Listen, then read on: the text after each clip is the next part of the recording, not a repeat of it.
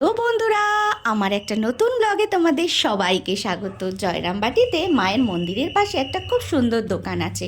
যেহেতু এখানে ফটো তোলা নিষিদ্ধ, তাই আর বেশি ছবি তুলতে না পেরে আমি বাড়িতে এসে তোমাদের দেখাচ্ছি কি আমি ওখান থেকে কিনেছি।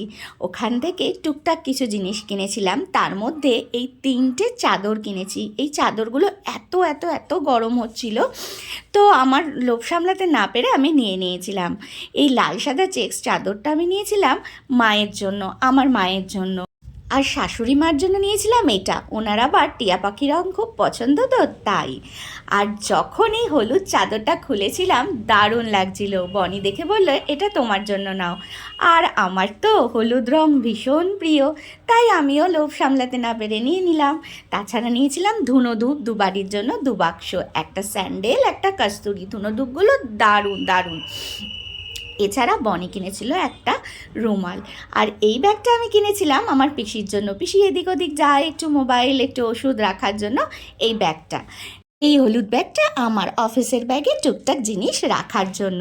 আর সবচেয়ে এক্সাইটিং, আমার পছন্দ হয়েছিল এই ব্যাগটা। এটা কিন্তু ছেলেদের মানি ব্যাগ, কিন্তু বনির জন্য কিনেছিলাম। আমার এত পছন্দ হয়ে গেছে, পুরোটাই কাপড়ের, তো আমি এটা নিয়ে নিয়েছি। বনিকে আর দিইনি। তোমরা ওখানে গেলে অবশ্যই বলবো একবার ভিজিট করবে দোকানটায়। দোকানটা একদম মায়ের মন্দিরের গেটের পাশেই। তো এই ভিডিওটা এইটুকু। তোমরা আমাকে জানিও প্লিজ কেমন হলো আমার জিনিসগুলো। এই যে সব জিনিসগুলো কেমন হয়েছে একটু জানিও। টাটা।